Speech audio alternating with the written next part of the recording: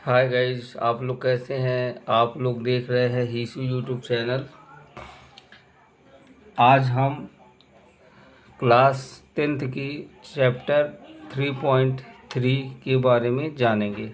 अभी तक हमने दो चर रैखिक समीकरण के बारे में जाना था कि उनके जो हल होते हैं किस तरीके के होते हैं। अब हम दो चर रैखिक समीकरण को हल करने की किस तरीके कितनी विधियां होती हैं उनके बारे में जानेंगे। और दो चर रैखिक समीकरण को हल किस तरीके से करा जाता है, किन किन विधियों से किया जाता है, उनके बारे में जानेंगे। तो जैसे कि दो चर रैखिक समीकरण को हल करने की तीन विधियां होती हैं। एक विधि होती है प्रतिस्थापन विधि, एक विधि होती है विलोपन विधि और एक विधि होती है बीज गुणनखंड विधि। बट बीज गुणनखंड विधि हमारे सिलेबस से, इस बार के जो सिलेबस है माध्यमिक शिक्षा मंडल का, तो उसमें बीज गुणनखंड विधि को हटा दिया गया है। इसलिए जो है तो हम बीज गुणनखंड विधि को नहीं करेंगे। हम केवल विलोपन विधि और प्रतिस्थापन विधि के माध्यम से दो चर रैखिक समीकरण को हल करेंगे। हल करने से हमें x और y के मान प्राप्त होंगे। तो इसके लिए हमें जो है तो प्रतिस्थापन विधि और विलोपन विधि को हल करने से पहले इनका हमको जो व्यापक रूप होता है उनके बारे में जानना है।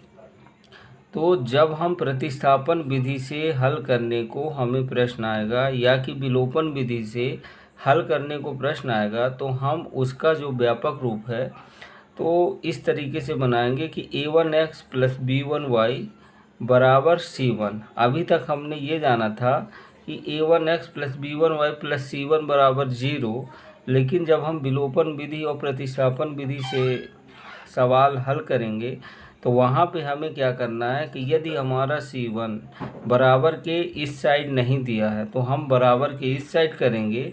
अगर पहले से ही बराबर के इस तरफ c1 और c2 है तो हम बराबर के इस साइड नहीं करेंगे। तो दूसरा समीकरण इसका होता है a2x प्लस b2y बराबर c2। इसको हम समीकरण नंबर 2 मान लेंगे। और गाइस, एक जो है तो आप जब ये सवाल हल करेंगे तो इन सवालों को हल करने में आपको ये दशमलव की संख्या आएगी, तो दशमलव को किस तरीके से हटाया जाता है उसे हम बता रहे हैं। ये बहुत इजी चीज़ है। जैसे कि यदि लिखा रहे 2.5, तो इसका हमको अगर दशमलव हटाना है तो हम क्या करेंगे कि इसे कैसे हल करेंगे।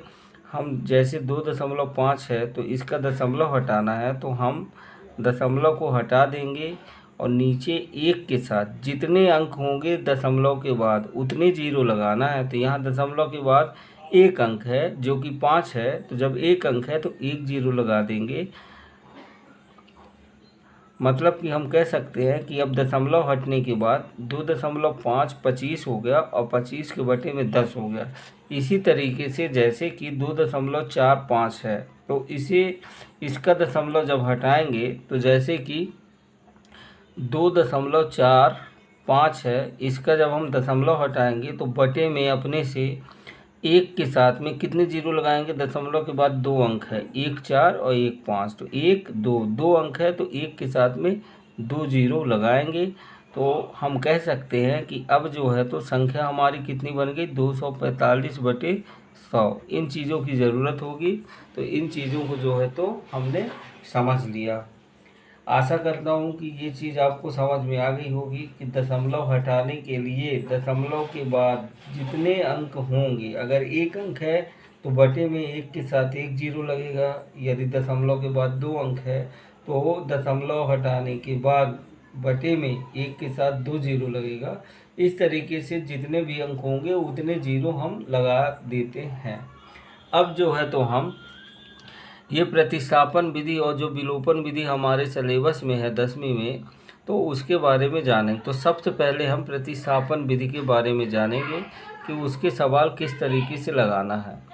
तो पहला सवाल जो है तो हमारा दिया गया है प्रश्नावली 3.3। इसमें बोला है कि निम्न रैखिक समीकरण युग्म को प्रतिस्थापन विधि से हल कीजिए। किस विधि से? प्रतिस्थापन विधि से हल करना। तो गाइस प्रश्न जब पेपर में आएगा तो वो इस तरीके से लिखा रहेगा कि प्रतिस्थापन विधि से हल करना है कि विलोपन विधि से हल करना है।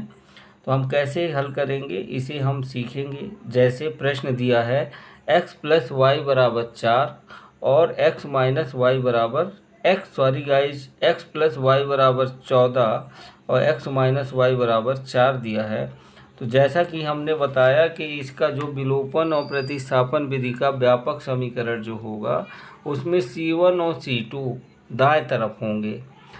दाएं तरफ मतलब राइट साइड होना चाहिए। तो हमारा 14 राइट साइड है और दूसरे समीकरण का 4 भी राइट साइड है। तो हम अपने से इसे कुछ नहीं करेंगे क्योंकि ये हमको बना बनाया मिल गया। हम क्या करेंगे कि पहले के जैसे इसको समीकरण 1 मानेंगे और इसे समीकरण 2 मानेंगे।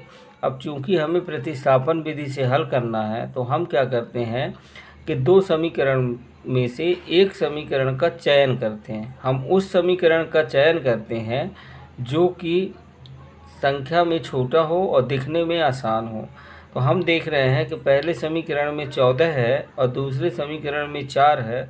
तो हमें तो छोटा और आसान ये लग रहा है तो हम लिखेंगे समीकरण 2 से। समीकरण 2 से तो जब समीकरण 2 से लिखेंगे तो हम समीकरण 2 को एक बार लिख लेंगे तो x - y = 4 हो जाएगा। अब हमें क्या करना है, पक्षांतर विधि से x या y का मान निकालना है। तो हम क्या करेंगे कि y माइनस में है, जब इस साइड जाएगा दूसरी तरफ जाएगा तो y जो है तो प्लस में हो जाएगा। तो हम कह सकते हैं कि x का मान हो गया 4 + y। ये समीकरण नंबर कौन सा मान लेंगे, 3 मान लेंगे। अब इस x का मान जो हमारा x का मान आया है इसे जो है तो समीकरण 1 में रखेंगे। 1 में क्यों रखेंगे, क्योंकि हम समीकरण 2 को लेकर के x का मान निकालना है। इसलिए समीकरण 1 में समीकरण 2 में ही x का मान नहीं रखेंगे, 1 में रखेंगे। तो हम लिखेंगे x का मान समीकरण 1 में रखने पर, x का मान समीकरण 1 में रखने पर। तो समीकरण 1 को हम एक बार फिर से लिख लेंगे। तो समीकरण 1 हमारा x + y = 14 है और x का मान रखना, हमने लिखा है x का मान समीकरण 1 में रखने पर। तो समीकरण 1 हमारा ये हो गया।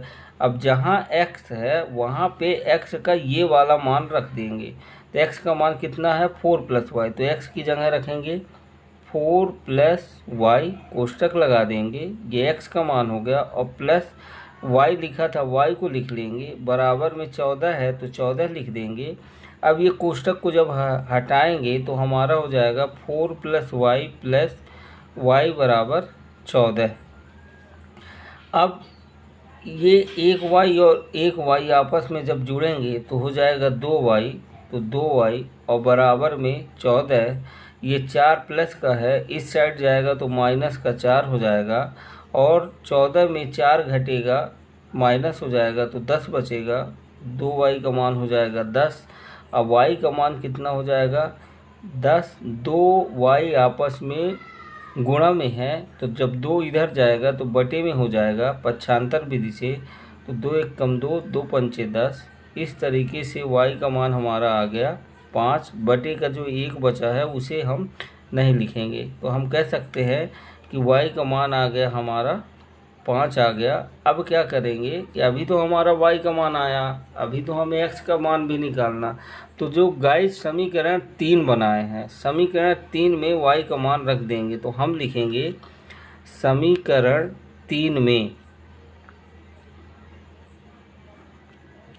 y का मान रखने पर, y का मान रखने पर। तो समीकरण 3 क्या है हमारा, x = 4 + y है। तो हम एक बार समीकरण को लिख लेंगे, x = 4 + y। अब y का मान रखना है तो y की जगह y का मान रखेंगे। y का मान कितना आया, 5 आया। तो x = 5 × 4 = 9। तो x बराबर कितना आ गया, 9 आ गया। तो इस तरीके से हमें जो है तो x और y के मान जो है तो आगे के प्रश्नों में निकालना है, ज्ञात करने। तो आप कह सकते हैं कि y का मान आ गया 5 और x का मान आ गया 9।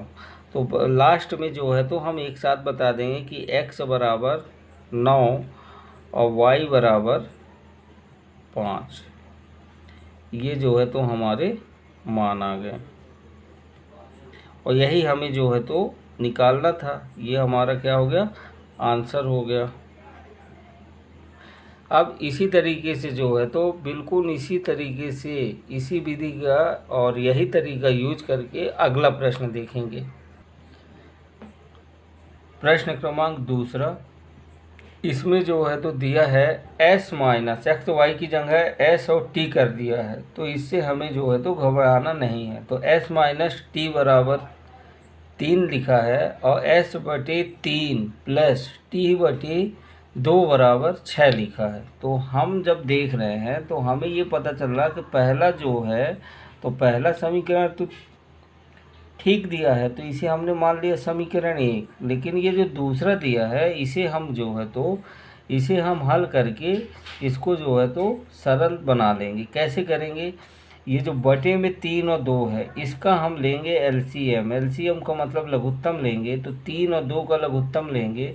तो गाइस 3 और 2 का लघुत्तम 6 आएगा। क्यों आएगा, इसकी एक विधि होती है लघुत्तम निकालने की कि यदि एक संख्या सम है और यदि एक संख्या विषम है तो इनका लघुत्तम, इनका गुणक करने में जो आंसर आता है वही लघुत्तम होता। तो ये 2 सम है और 3 विषम है तो इनका गुणा कर देंगे तो 3 दूनी कितना हो जाएगा, 6 हो जाएगा। तो ये लघुत्तम आ गया, 3 और 2 का लघुत्तम आ गया 6।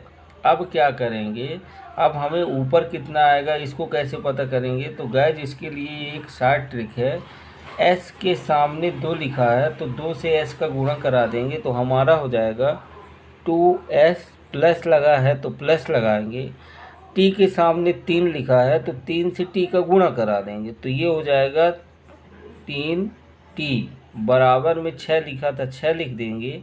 अब ये 6 बटे में है, बराबर के इस तरफ आएगा तो 6 से क्या हो जाएगा, बटे की संख्या जब दूसरी तरफ आती तो गुणा में हो जाती है तो 6 का गुणा हो जाएगा। अब यहाँ से कितना बचा, यहाँ से 2s प्लस 3t बचेगा। अब ये कितना हो जाएगा, ये हो जाएगा 36 हो जाएगा, 6 का गुणा 6 से करेंगे तो, और यहाँ पे 2s प्लस 3t हो जाएगा। इसको अब हम जाके मानेंगे समीकरण 2। अब हम क्या करेंगे, अब हम जो है तो देखेंगे कि आसान और छोटा समीकरण कौन है। तो यहाँ 36 है और यहाँ तो 3 है पहले समीकरण में, तो हम कौन सा लेंगे, समीकरण 1 लेंगे। तो हम लिख देंगे समीकरण 1 से, समीकरण 1 से जब हमने लिख दिया तो समीकरण 1 को क्या करेंगे, एक बार लिख लेंगे, s माइनस टी बराबर 3 हो गया। अब यहाँ से हम जो है तो s या t का मान निकालेंगे, लेकिन गाइस यहाँ पे t के आगे माइनस है तो ज़्यादा आसान ये होगा कि हम जो माइनस वाला है उसे ही दूसरी तरफ भेज दें। तो जब t जो है तो इस साइड आएगा, राइट साइड आएगा, तो इधर माइनस में है तो इधर हो जाएगा प्लस में, तो 3 प्लस t हो जाएगा। और ये किसका मान कहलाएगा, s का। जब s का मान आ जाएगा, जैसे पिछले सवाल में x का मान आ गया था तो हमने समीकरण नंबर 3 मान लिया था, तो हम यहाँ भी समीकरण नंबर 3 मान लेंगे।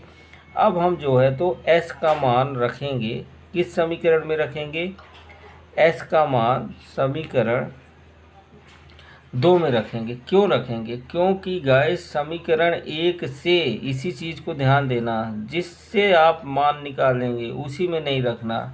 तो हम समीकरण 2 में रखेंगे, तो s का मान समीकरण 2 में रखने पर, अब समीकरण 2 क्या है हम देख लेंगे। ये है हमारा समीकरण नंबर 2, ये है। तो हम लिख लेंगे 2s plus 3t is equal to 36। अब s की जगह जो है तो हम कौन सा मान रखेंगे, s की जगह हम ये वाला मान रखेंगे, 3 प्लस t वाला मान रखेंगे। तो 2 लिखा, 2 के बाद गुणा लगाया। अब क्योंकि दो एस आपस में गुणा के चिन्ह में है, फिर एस का मान रखा 3 + t, फिर plus 3t is equal to 36। अब 2 का गुणा अंदर कराएंगे तो 2 × 6, फिर प्लस लगाएंगे 2 का t से गुणा कराएंगे तो 2t हो जाएगा, और प्लस पहले से ही 3t है बराबर 36 हो जाएगा। अब हम यहाँ देख रहे हैं कि 3t और 2t आपस में जुड़ जाएंगे तो 5t हो जाएगा। बराबर में इधर कितना है 36 है, और ये 6 जो है तो इधर रहेगा। अब अगली लाइन में 6 उस साइड चला जाएगा, पक्षांतर हो जाएगा। 36 तो पहले से यहाँ पे है, और जब 6 प्लस में है इधर आएगा तो माइनस में हो जाएगा, तो माइनस का 6 कर देंगे। गाय जब 36 में 6 माइनस करेंगे तो हमारा आ जाएगा 30 आ जाएगा, और ये हो जाएगा 5t। और t का जब मान निकालेंगे तो 30 कहाँ पे आ जाएगा, बराबर के इस साइड, तो काहे में आएगा 5 में आएगा। क्यों? क्योंकि यहाँ 5 और t आपस में गुणा में है। इसको अब कट कर देंगे तो 5 × 5, 5 × 30। अब ये t का मान आ गया हमारा 6 आ गया, बटे का 1 हम नहीं लिखते हैं, तो ये t का मान हमारा हो गया 6। अब क्या करेंगे, अब ये जो t का मान आया है इसे समीकरण नंबर 3 में रखेंगे। समीकरण 3 में रख देंगे तो हमें s का मान प्राप्त हो जाएगा। तो हम लिखेंगे कि t का मान समीकरण 3 में रखने पर, t का मान समीकरण 3 में रखने पर, तो समीकरण 3 क्या हमारा, s बराबर 3 + t, और t की जगह t का मान रख देंगे। t का मान 6 है तो 6 × 3 कितना हो गया, 9 हो गया। तो ये s की वैल्यू आ गई, s की वैल्यू 9 आ गई, और t की वैल्यू आ गई 6 आ गई। यही हमें जो है तो ज्ञात करना था। t का मान 6 और s का मान 9 आ गया। इस तरीके से प्रश्न क्रमांक दूसरा हमारा पूरा हुआ। अब हम जो है तो प्रश्न क्रमांक जो है तो तीसरा देखेंगे।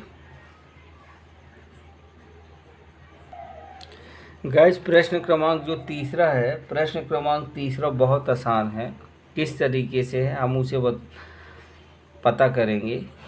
हम देख रहे हैं कि पहला जो दिया है समीकरण 3x - y = 3, और दूसरा दिया 9x - 3y = 9। तो हमें जो है तो दूसरा समीकरण जैसे हमने देखा तो हमें एक चीज़ पता चली कि यहाँ पे 9 है, यहाँ 3 है और यहाँ 9 है, मतलब कुल मिला के 9 और 3 है। तो क्या 9 और 3 हर एक जगह है, मतलब यहाँ भी है, यहाँ भी है, यहाँ भी है।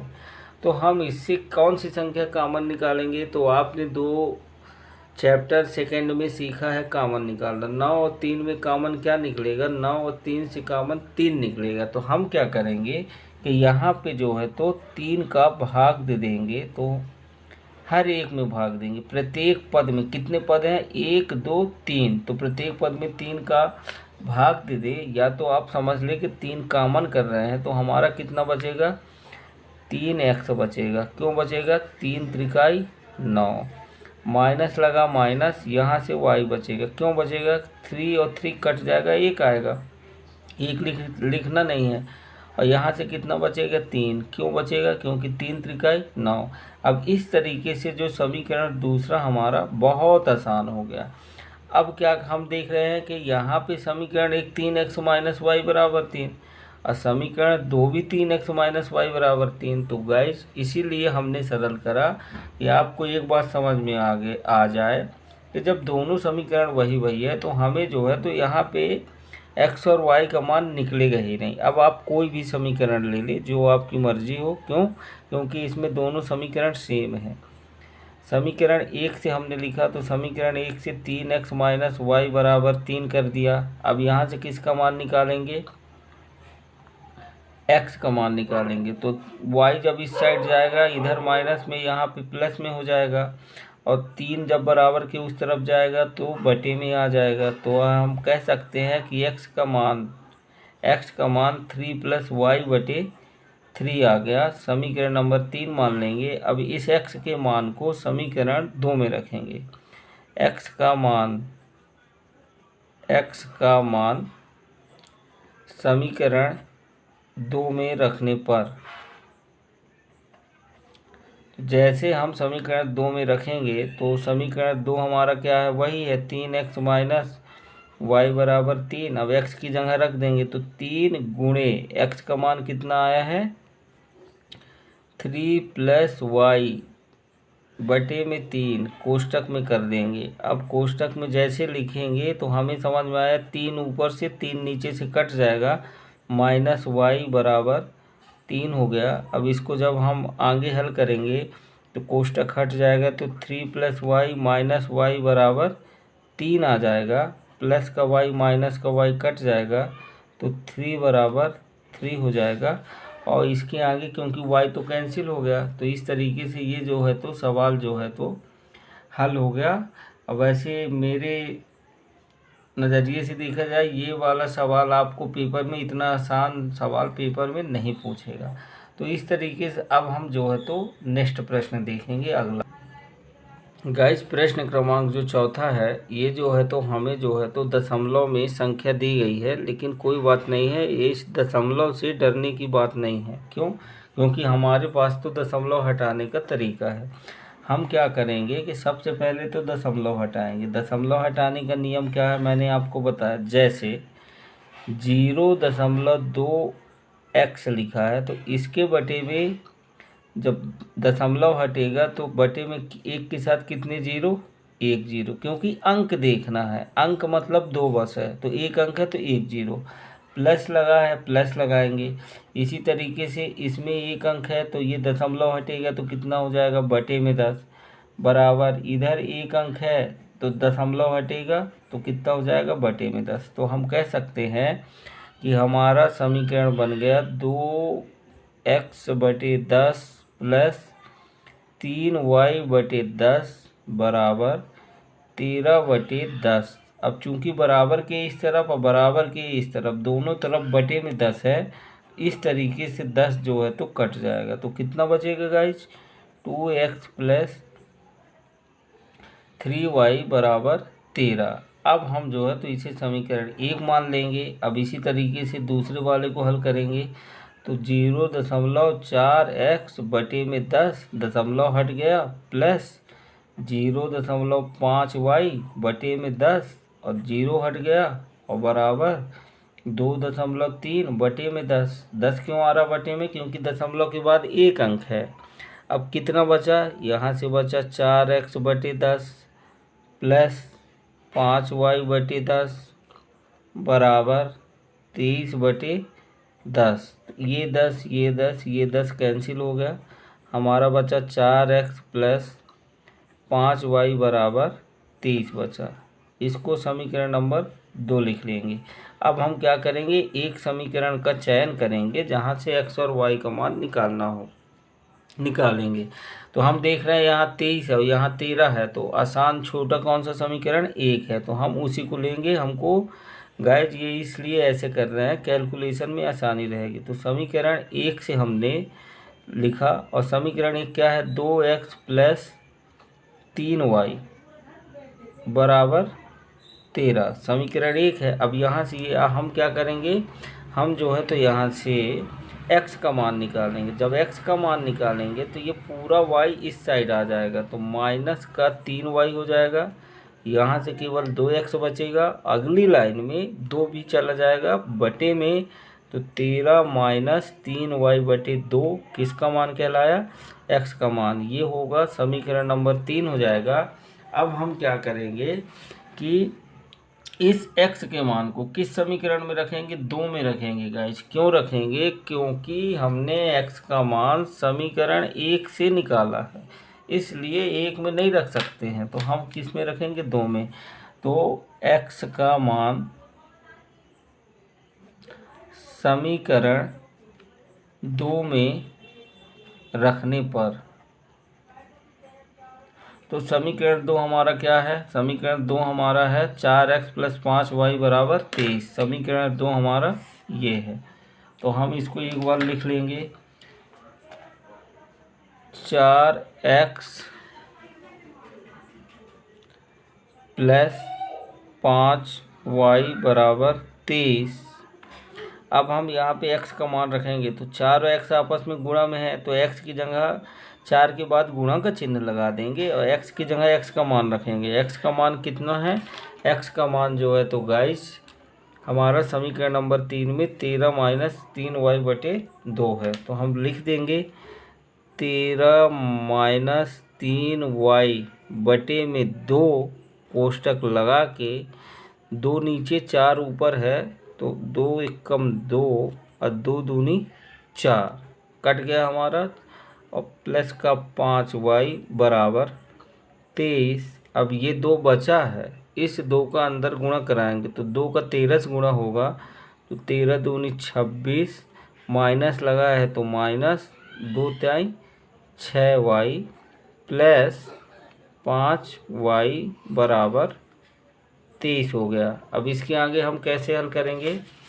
इसके आगे जब हम हल करेंगे तो ये जो 26 माइनस 6y है और प्लस का 5y है, तो ये जो है तो हमारा हो जाएगा 26 माइनस 6y प्लस 5y बराबर 23 है। तो हम क्या करेंगे, हम देख रहे हैं कि प्लस का 5y और माइनस का 6y है, तो यहाँ पे क्या होगा, घटेगा। क्यों घटेगा? क्योंकि एक प्लस में और एक माइनस में मैंने आपको 2 अध्याय में सिखाया है कि जब चिन्ह अलग अलग होंगे तो घटेगा। तो 6 में 5 गए, 1 आएगा, तो 1 हम लिखते नहीं तो y बस लिखेंगे, लेकिन चिन्ह किसका आएगा? बड़ी संख्या को। तो 6 5 में बड़ा कौन? 6 का चिन्ह माइनस है तो माइनस रहेगा, और 26 है तो 26 रहेगा, और बराबर में 23 है। अब ये चूंकि माइनस का y है तो गाइज अगर इससे हम इधर ले आएंगे तो प्लस का हो जाएगा।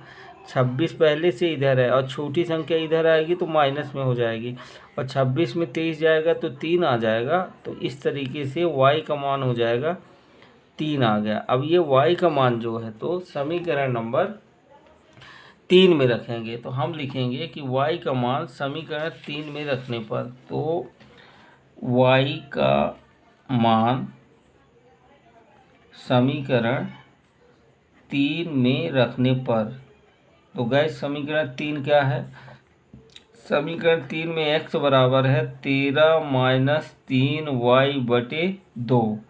अब y की जगह हम y का मान रख देंगे, तो 13 माइनस 3 और गुणे 3, y का मान 3 है, बटे में 9। अब इसका कितना हो जाएगा? 13 माइनस 3 त्रिकाई 9/2। इसे आगे हल करेंगे, यहाँ पे x आता जाएगा, 13 में 9 का कितना आएगा? 4, और 2 एकम 2, 2 दूनी 4। तो इस तरीके से x की वैल्यू हमारी आ जाएगी 2 और y की वैल्यू आ जाएगी हमारी 3। तो इस तरीके से ये प्रश्न भी जो है तो सॉल्व हो गया। y का मान 3 आया, x का मान 2 आया। अब हम गाइस जो है तो अगला प्रश्न करेंगे। गाइस अब 5वां सवाल है। 5वां सवाल √2x प्लस √3y बराबर 0 और √3x माइनस √8y बराबर 0। रूट में भले संख्या दी है लेकिन हमें डरना नहीं है। और गाइस सबसे बड़ी बात, बराबर में 0 0 दिया है ना, तो पहली बात तो ये सवाल तो एकदम आसान है, इसका मान 0 आएगा। देखते हैं कैसे। इसे हम समीकरण 1 मान लिए, इसे समीकरण 2 मान लिए। गाइस ध्यान देंगे, सभी सवाल हम जो है तो प्रतिस्थापन विधि से हल कर रहे हैं। नेक्स्ट वीडियो में विलोपन विधि से हल करना सीखेंगे। ये सभी सवाल प्रतिस्थापन विधि से हल कर रहे हैं। हम क्या करेंगे, हम जो है तो कोई भी समीकरण ले लेंगे, यहाँ कोई दिक्कत ही नहीं, क्योंकि 0 तो आना है। तो समीकरण 1 से समीकरण 1 को लेंगे, √2x plus √3y is equal to 0। अब x का मान निकालेंगे तो x यहाँ रहेगा और यहाँ पे आ जाएगा √3y, इधर आएगा तो 0 माइनस √3y हो जाएगा। और x की वैल्यू जब निकालेंगे तो हमारा हो जाएगा 0 माइनस √3y/2। समीकरण नंबर ये हो जाएगा तीसरा, अब इस x का मान समीकरण 2 में रखेंगे, क्योंकि 1 से हमने x का मान निकाला तो 1 में ना रखेंगे, हम लिख देंगे x का मान समीकरण 2 में रखने पर। जैसे हमने समीकरण 2 में रखेंगे तो क्या होगा हम देखते हैं। एक बार 2 को लिख लेंगे, √3x माइनस √8y बराबर 0। अब हम क्या करेंगे, यहाँ पे x का मान रखेंगे तो √3 गुणे x का मान माइनस का √3 हो जाएगा। 0 ना भी रखेंगे तो कोई दिक्कत नहीं, क्योंकि 0 का मतलब होता है कुछ नहीं। तो हम डायरेक्ट क्या करेंगे, यहाँ माइनस √3y/2, ये x की वैल्यू हो गई, ये निकाली थी। और माइनस √8y बराबर 0। अब यहाँ पे हम इस √3 का इस √3 से गुणा करेंगे तो गाइस जब रूट के अंदर दो संख्याएं वही होती हैं, उनका गुणा होता है तो रूट हट जाता है और वो संख्या आ जाती है। तो माइनस का 3y बटे में आ जाएगा 2 और माइनस का √8y बराबर 0 हो जाएगा। अब गाइज यहाँ पे हम क्या करेंगे, यहाँ पे y, यहाँ पे y को कॉमन कर लेंगे तो हमारा मान बचेगा -3y तो कॉमन ले लिए, सॉरी गाइस, -3/2 माइनस √8 बराबर 0। अब ये जो हमारा कोष्टक के अंदर मान है, ये y के साथ गुणा में इधर आएगा तो बटे में हो जाएगा, तो y बराबर हो जाएगा 0 बटे -3/2 माइनस √8। अब गाइज आप लोग जानते होंगे 0 के बटे में कोई संख्या आएगी तो y का मान 0 आ जाएगा। क्योंकि y का मान जब 0 आया है तो y का मान अगर हम समीकरण नंबर 3 में रखेंगे तो इसका मान भी 0 हो जाएगा। तो y का मान 0 आ गया तो आपको कुछ नहीं करना, आपको सीधे लिख देना है कि x का मान भी कितना आएगा, 0 आएगा। तो इस तरीके से y और x के मान हो गए। इस तरीके से आपका ये प्रश्न भी पूरा हो गया। और ये प्रश्न बहुत आसान है, आपको केवल ध्यान कहाँ पे देना है, ध्यान जो है तो सिर्फ यहाँ पे देना है कि √3 का √3 से जब मल्टीप्लाई होगा तो 3 आएगा। जैसे उदाहरण के लिए अगर √2 होता और √2 से गुणा होता तो आंसर कितना आता, 2 आता। बस आपको ये ध्यान देना, वहाँ पे माइनस लगा था तो आंसर में माइनस आ जाएगा, बस हो गया। अब जो है तो हम जो है तो नेक्स्ट अगला और अंतिम सवाल प्रतिस्थापन विधि का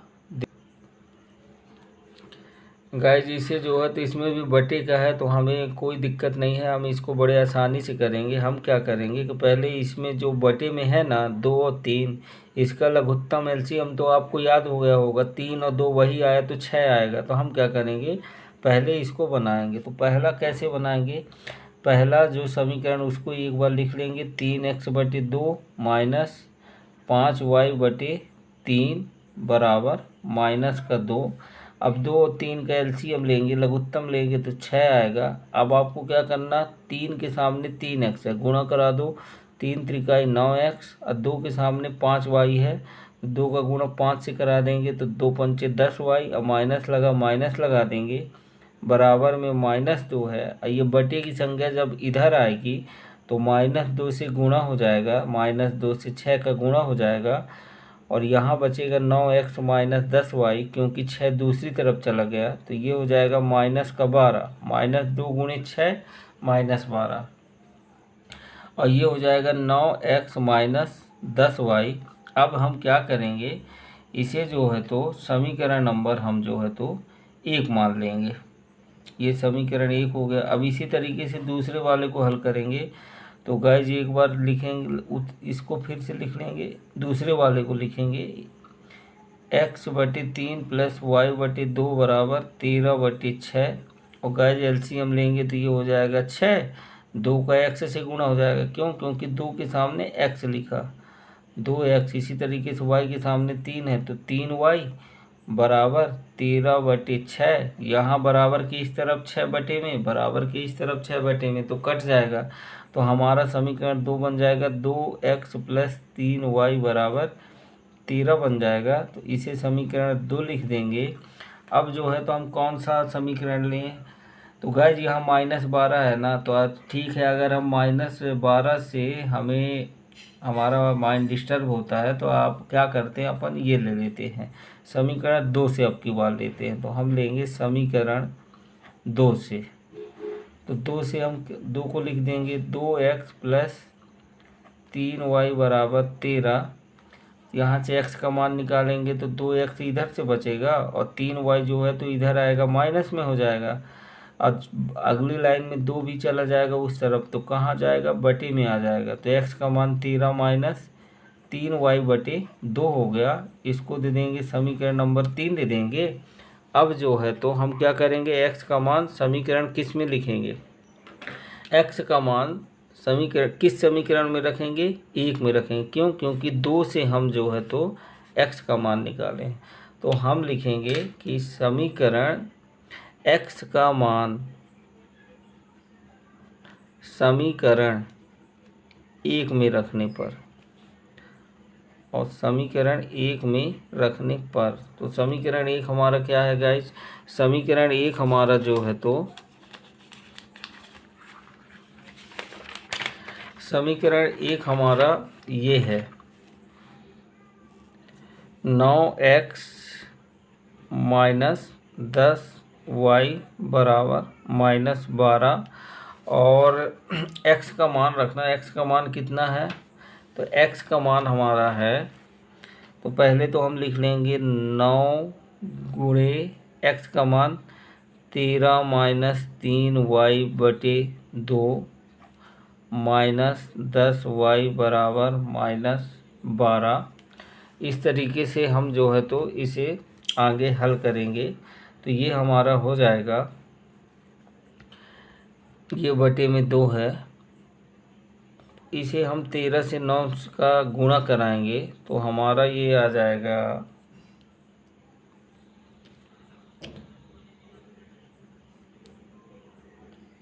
13 नैया कितना होता है? तो 13 नैया होता है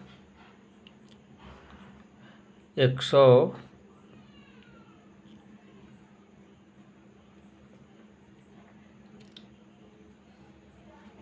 9 त्रिक 27 की साथ हासिल लगी 2, 9 कम 9, 9 तो 11, 13 नहीं है 117 और माइनस 9 त्रिक 27y/2 -10y = -12।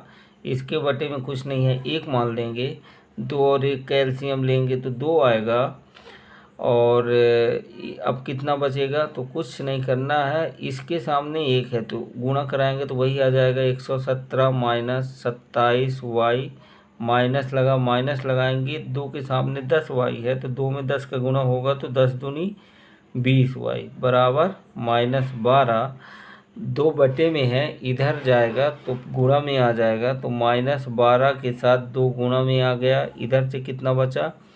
117 - 27y - 20y, और इधर -12 का 2 से गुणा होगा तो माइनस का 24, 12 दूनी 24, 117 माइनस का 27 और माइनस का 20, जब चिन्ह वही होंगे तो जुड़ जाएगा, तो 27 20 हो जाएगा 47। तो माइनस का 47 वाई आएगा। क्यों आएगा? क्योंकि बड़ी संख्या 27 है, इसका चिन्ह माइनस है। अब हम क्या करेंगे, y का मान हमें निकालना है, तो y का मान यहाँ माइनस में है, -47y है, तो इसको इस तरफ भेज देंगे, प्लस का 47y हो जाएगा। और ये 117 पहले से है, और ये जब -24 दूसरी साइड आएगा तो यहाँ प्लस में हो जाएगा। अब इन दोनों को जोड़ देंगे तो 7 4 11 की 1 हासिल 1, 2 1 3 3 और हासिल 1 4 हो जाएगा, और 1 का 1 आ जाएगा, बराबर में 47 y हो जाएगा। तो y का मान कितना हो जाएगा? 141/47। अब यहाँ पे जो है तो y का मान हमें जो है तो निकालना है। तो गाइस हम देख रहे हैं इसका मान कितना आ जाएगा? 47 एक अभाज्य संख्या। अभाज्य संख्या का मतलब है कि वो केवल उसी से कटेगी, मतलब कि 47 से ही कटेगी। 47 को 141 में भाग देंगे तो 3 आ जाएगा। तो इस तरीके से y का मान हमारा 3 आ जाएगा। इस y के मान को समीकरण 3 में रख देंगे तो x का मान आ जाएगा।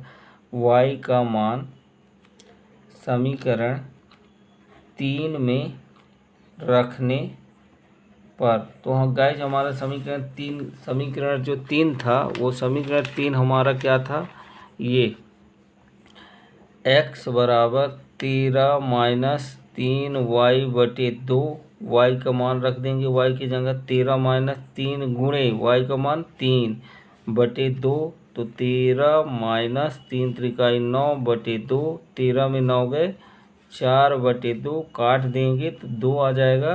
तो हम कह सकते हैं कि x का मान हमारा आ गया, x का मान हमारा हो जाएगा 2। तो गाइज इस तरीके से x का मान आ गया 2 और y का मान आ गया 3। ये y का मान आ गया 3 और x का मान आ गया 2। तो गाइज इस तरीके से प्रतिस्थापन विधि के सभी सवाल पूरे हो गए हैं।